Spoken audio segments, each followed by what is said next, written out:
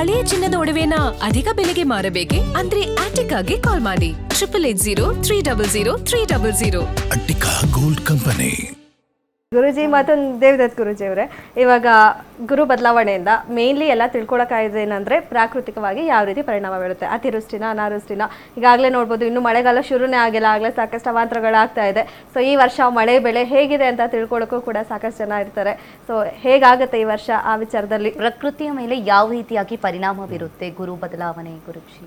ಈ ಪ್ರಮುಖವಾದಂತಹ ಅಂಶ ಕೇವಲ ನಮ್ಮದನ್ನೇ ನಾವು ನೋಡಿಕೊಂಡ್ರೆ ಆಗಲ್ಲ. ನಮ್ಮ ಸುತ್ತಮುತ್ತಲಿನ ವಾತಾವರಣ ಚೆನ್ನಾಗಿದ್ದರೆ ನಾವು ಸುಖವಾಗಿರ್ತೀವಿ. ಈ ಗ್ರಹಗಳ ಒಂದು ಬದಲಾವಣೆ ಆಗುವುದರಿಂದ ಪ್ರಾಕೃತಿಕವಾಗಿ ತನ್ನದೇ ಆಗಿರತಕ್ಕಂತಹ ಪ್ರಭಾವವನ್ನು ಬೀರುತ್ತೆ ಪ್ರತಿಯೊಂದು ಗ್ರಹಗಳು ಕೂಡ. ಅದರಲ್ಲಿ ಈ ಮಿಥುನ ರಾಶಿಯಿಂದ ಕರ್ಕಾಟಕ ರಾಶಿಗೆ ಗುರು ತನ್ನ ಉಚ್ಚ ಸ್ಥಾನವನ್ನು ಪ್ರವೇಶವನ್ನು ಮಾಡುವುದರಿಂದ ಪ್ರಾಕೃತಿಕವಾಗಿ ಖಂಡವೃಷ್ಟಿ, ಒಂದಷ್ಟು ಕಡೆ ಒಳ್ಳೆ ಸರಿಯಾದ ಸಕಾಲ ವೃಷ್ಟಿ ಸುವೃಷ್ಟಿ ಅಂದರೆ ಒಳ್ಳೆ ಮಳೆ ಆಗುತ್ತೆ ಒಂದಷ್ಟು ಕಡೆ, ಇನ್ನೊಂದಷ್ಟು ಕಡೆ ಅತಿವೃಷ್ಟಿ ಆಗ್ಬೋದು, ಇನ್ನೊಂದಷ್ಟು ಕಡೆ ಬರಗಾಲ ಆಗ್ಬೋದು. ಅಂದರೆ ಆ ದೇಶಕ್ಕೆ ಆಯಾ ಒಂದು ಅಕ್ಷಾಂಶ ರೇಖಾಂಶ ಅಂತ ನಾವು ತೆಗೆದುಕೊಂಡಾಗ ಅದನ್ನು 12 ವಿಭಾಗಗಳನ್ನು ಮಾಡಿದಾಗ ಒಂದೊಂದು ರಾಶಿಗಳು ಬರುತ್ತೆ. ಆ ಗುರುವಿನ ಒಂದು ಪ್ರಭಾವ ಯಾವ ಯಾವ ರಾಶಿಗಳ ಮೇಲೆ ಇದೆ ಅಂತಹ ಅಂದರೆ ಈಶಾನ್ಯ ಭಾರತದಲ್ಲಿ ಅಲ್ಲೆಲ್ಲ ಮಳೆ ಜಾಸ್ತಿ ಆಗ್ಬೋದು, ಅತಿವೃಷ್ಟಿ ಆಗ್ಬೋದು. ಇನ್ನು ಕೆಲವೊಂದು ಜಾಗಗಳಲ್ಲಿ ಅಂದರೆ ಪಶ್ಚಿಮ ರಾಜ್ಯ ನಮ್ಮ ದೇಶ ಅಂತ ನಾವು ತೆಗೆದುಕೊಂಡಾಗ ಅಂತಹದಲ್ಲಿ ಒಂದು ಮಳೆ ಅನಾವೃಷ್ಟಿ ಅನ್ನತಕ್ಕಂಥದ್ದು ಕಾಡಬಹುದು. ನಮ್ಮ ಕರ್ನಾಟಕವನ್ನೇ ನಾವು ತೆಗೆದುಕೊಂಡಾಗ ಇಲ್ಲಿ ಹೆಚ್ಚು ಕಡಿಮೆ ಒಂದು ಯಾವುದು ಬರುತ್ತೆ ಅಂತ ಎಲ್ನೇನೋ ಅನ್ನತಕ್ಕಂಥದ್ದು ಅದರ ಉತ್ಪತ್ತಿ ಆಗುತ್ತೆ. ಅದರಿಂದಾಗಿ ಮಳೆ ಈ ವರ್ಷ ಕಡಿಮೆ ಅನ್ನತಕ್ಕಂಥದ್ದು ವೈಜ್ಞಾನಿಕವಾದಂತಹ ಸಂಶೋಧನೆ ಈಗಾಗಲೇ ಹೇಳಿದ್ದಾರೆ.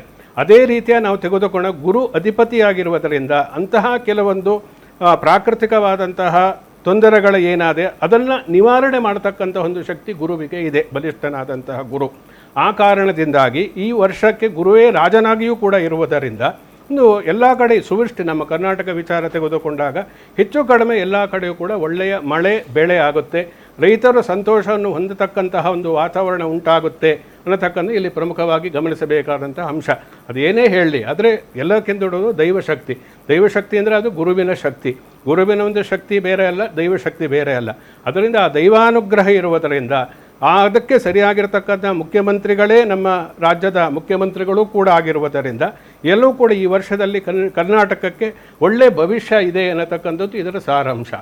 ಜೊತೆಯಲ್ಲಿ ಈ ಅವರಾಗಲೇ ಹೇಳಿದ್ರು ಮುಹೂರ್ತ ತುಂಬ ಎರಡು ರೀತಿಯಲ್ಲಿ ಮಿಶ್ರ ಪ್ರತಿಕ್ರಿಯೆ ಅನ್ನತಕ್ಕಂಥ ಫಲ ಇದೆ ಅನ್ನತಕ್ಕಂಥ. ಅದರಲ್ಲಿ ಮುಖ್ಯವಾಗಿ ಅವರು ಹೇಳಿದಾಗೆ ಈ ಲಗ್ನದ ಮೇಲೆ 4ನೇ ಮನೆಯಿಂದ ಕುಜನೊಂದು ವಿಶೇಷವಾದಂತಹ ದೃಷ್ಟಿ ಇರುವುದರಿಂದ ವಿಶೇಷ ದೃಷ್ಟಿ ಅಂತಾರೆ. ಶತ್ರುಗಳ ವಿಚಾರದಲ್ಲಿ ಗಿಡಿಕೆ ಶಿವಕುಮಾರ್ ತುಂಬ ಜಾಗ್ರತೆಯಿಂದ ಇರಬೇಕಾಗುತ್ತೆ. ನಂಬಿಕಸ್ಥರೇ ಕತ್ತು ಕೊಯ್ಯತಕ್ಕಂತಹ ಬೆನ್ನಿಗೆ ಚೂರಿ ಹಾಕತಕ್ಕಂತಹ ಒಂದು ಲಕ್ಷಣ ಆ ಮುಹೂರ್ತಕ್ಕೆ ಇದೆ. ಆ ತುಲಾ ಲಗ್ನ ಮುಹೂರ್ತ ಏನಿದೆ ಅದು ಗುರುವಿನ ಎಲ್ಲ ದೃಷ್ಟಿ ಇವುಗಳನ್ನು ನೋಡಿದಾಗ ಒಂದು ವಿಶೇಷವಾಗಿ ನಂಬಿರತಕ್ಕಂಥವರೇ ಕೈ ಕೊಡ್ತಕ್ಕಂಥದ್ದು. ಹಿತಶತ್ರುಗಳ ಕಾಟ, ಶತ್ರುಗಳ ಕಾಟದಿಂದ ಕೈಗೆ ಸಿಕ್ಕಿರತಕ್ಕಂತಹ ಅಧಿಕಾರವನ್ನು ನಡೆಸಬೇಕಾದರೆ ನೆಮ್ಮದಿಯಿಂದ ಅಧಿಕಾರ ನಡೆಸೋಕ್ಕೆ ಆಗದೇ ಇರತಕ್ಕಂತಹ ಪರಿಸ್ಥಿತಿ, ಒಳಗೇ ಕೊರಗತಕ್ಕಂತಹ ಪರಿಸ್ಥಿತಿಯು ಕೂಡ ಈ ಲಗ್ನದಲ್ಲಿ ಇದೆ. ಅವರು ಹೇಳಿದಾಗೆ ಲಗ್ನ ನಮಗೆ ಬೇಕು ಅಂದರೆ ನಾವು ಸೃಷ್ಟಿ ಮಾಡೋಕ್ಕಾಗೋದಿಲ್ಲ. ಅದು ಯಾವುದೋ ಅನಿವಾರ್ಯವಾಗಿ ಅಂಥ ಲಗ್ನವನ್ನು ಕೊಟ್ಟಿರ್ತಾರೆ, ಅವರು ಇಡಲೇಬೇಕಾಗುತ್ತೆ. ಬೇರೆ ಬೇರೆ ಕಾರಣಗಳಿರ್ತವೆ. ಲಗ್ನ ಚೆನ್ನಾಗಿಲ್ಲ ಅಂತ ಅರ್ಥ ಅಲ್ಲ, ಈ ಲಗ್ನದ ಲಕ್ಷಣ ಹೀಗಿದೆ ಅಂಥೇಳಿ ಅರ್ಥ. ಅವ್ರು ಹೇಳಿದ ಅರ್ಥ ಹಾಗೆ. ಅಂದರೆ ಶತ್ರುಗಳ ವಿಚಾರದಲ್ಲಿ ನಮ್ಮ ಮುಖ್ಯಮಂತ್ರಿ, ಭಾವಿ ಮುಖ್ಯಮಂತ್ರಿಗಳು ತುಂಬ ಎಚ್ಚರಿಕೆಯಿಂದ ಇರಬೇಕಾಗತ್ತೆ. ಓಕೆ, ಸುರೇಶ್ ಗುರುಜಿ ಹೇಳಿದ್ರಿ ನೀವು ಗುರು ಬದಲಾವಣೆ ಟೈಮಲ್ಲಿ ದಾನ ಮಾಡೋದು ತುಂಬಾ ಇಂಪಾರ್ಟೆಂಟ್ ಆಗುತ್ತೆ ಅಂತ. ಸೊ ಯಾವ ದಾನ ಮಾಡಬೇಕು, ಯಾವ ರೀತಿ ಪೂಜೆ ಮಾಡಬೇಕು, ಇನ್ನು ಗುರು ಹೀನ ಆಗಿದ್ರೆ ಯಾವ ರೀತಿ ಪರಿಹಾರ ಮಾಡ್ಕೊಳ್ಬೇಕು? ದಾನ ಅಂದ್ಕೊಳ್ಳಿ ಅದು ಮಹಾಯಾಗಮ್ಮ. ಎಲ್ಲರೂ ದಾನ ಮಾಡೋಕ್ಕಾಗಲ್ಲ, ಎಲ್ಲರೂ ದಾನಿಗಳಾಗಿ ಸಾಧ್ಯನೇ ಇಲ್ಲ. ಇಲ್ಲಾಂದ್ರೆ ಎಲ್ಲರೂ ಕರೆಂಟ್ ಆಗ್ಬಿಡೋರು. ದಾನ ಅನ್ನೋದು ಬಹಳ ಯೋಗ್ಯವಾಗಿರ್ತಕ್ಕಂಥದ್ದು. ದಾನ ಕೊಡೋನು ಎಷ್ಟು ಯೋಗ್ಯನೋ ದಾನ ತಗೊಳ್ಳೋನು ಅಷ್ಟು ಯೋಗ್ಯನಾಗಿರ್ಬೇಕು. ಹಾಗಾಗಿ ದಾನ ಮಾಡೋಕ್ಕಾಗಲ್ಲ. ಹೇಳಿದ್ರೆ ಮಣ್ಣು ಕಲ್ಲು ಏನಾದ್ರು ತೊಂದರೆ ಇದ್ರೆ ಪರಿಹಾರಕ್ಕೆ ದಾನ ಮಾಡಿ ನಿಮಗೆ ಒಳ್ಳೇದಾಗುತ್ತೆ ಅಂತ ಹೇಳ್ತಾರೆ. ಕಷ್ಟ ಬಂದಾಗ ಎರಡೇ, ಒಂದು ಒಳ್ಳೆ ಮುಹೂರ್ತ ಬಿಟ್ರೆ ದಾನ, ಎರಡೇ ಇರೋದು. ಅದರಲ್ಲೂ ಗುರುಜಿ ಇವಾಗ ಏನಂತ ಅಂದ್ರೆ 6 ರಾಶಿಯವರಿಗೆ ಗುರು ಬದಲಾವಣೆ ಆಗುತ್ತೆ, ಒಳ್ಳೇದಾಗುತ್ತೆ ಅಂತ ಹೇಳಿದ್ರಿ.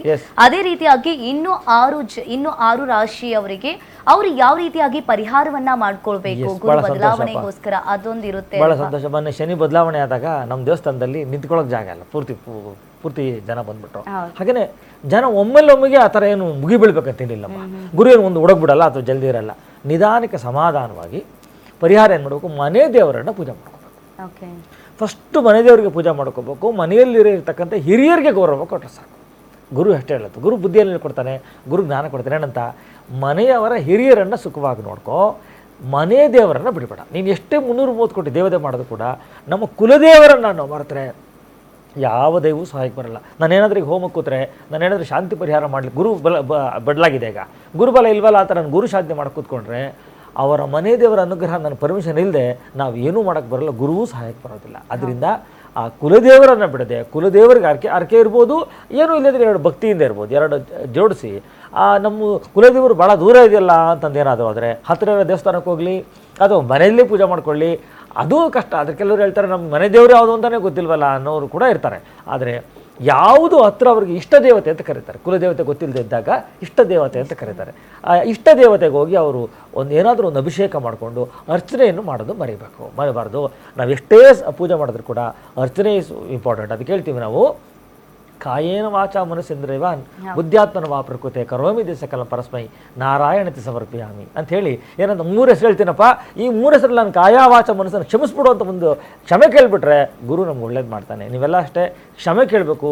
ಹೆಂಗೆ ಕ್ಷಮೆ ಕೇಳಬೇಕು?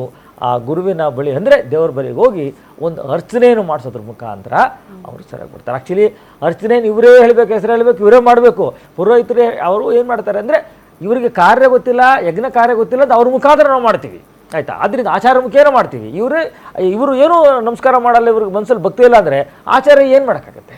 ಆದ್ದರಿಂದ ಇವ್ರ ಮನಸ್ಸಲ್ಲಿ ಭಕ್ತಿ ಇರ್ಬೇಕು. ಏನಂತ ಆಚಾರ್ಯಗಳು ಮಾಡ್ತಾ ಇದ್ದಾರೆ, ಅವ್ರನ್ನ ನಂಬಬೇಕು. ಯಾರನ್ನ ಆಚಾರ್ಯಗಳನ್ನ ನಂಬಿದ್ರೆ ಅವರು ದೇವರು ನಂಬಿರ್ತಾರೆ, ಒಂದಕ್ಕೊಂದು ಕನೆಕ್ಟ್ ಆಗಿರುತ್ತೆ. ನಾನು 10,000 ಕೊಟ್ಟಿದ್ದೀನಿ ಅಂತ ಹೇಳಿ ಮಾಡಬೇಡಿ. ನೀವು ಶಕ್ತಿಯಾನುಸಾರ ಪೂಜೆ ಮಾಡ್ಕೊಳ್ಳಿ. ನಾನು ಹೇಳ್ತೀನಿ ಇವತ್ತೇ ಇದರ ಲೈವಲ್ಲಿ 12 ರಾಶಿಗೂ ಶುಭ ಆಗುತ್ತೆ ಯಾವಾಗ ನೀವು ಮನೆ ದೇವರಿಗೆ ಪೂಜೆಯನ್ನು ಮಾಡಿಕೊಂಡ್ರೆ. ಯಾವ ಜ್ಯೋತಿಷಿಗಳು ಬೇಕಾಗಿಲ್ಲ. ಗುರುಜಿ, ಇವತ್ತಿನ ವಿಶೇಷ ನೇರ ಪ್ರಸಾರ ಕಾರ್ಯಕ್ರಮದಲ್ಲಿ ಗುರು ಬದಲಾವಣೆಯ ಬಗ್ಗೆ ಸಾಕಷ್ಟು ಮಾಹಿತಿಯನ್ನ ತಿಳಿಸ್ಕೊಟ್ರಿ. ಧನ್ಯವಾದಗಳು ಗುರುಜಿ. ದೇವದತ್ತ ಶರ್ಮಾ ಗುರುಜಿ, ನಿಮಗೂ ಕೂಡ ಧನ್ಯವಾದಗಳು. ಶುಭಮಸ್ತು. ಸಮಸ್ತ ಸನ್ಮಂಗಳ.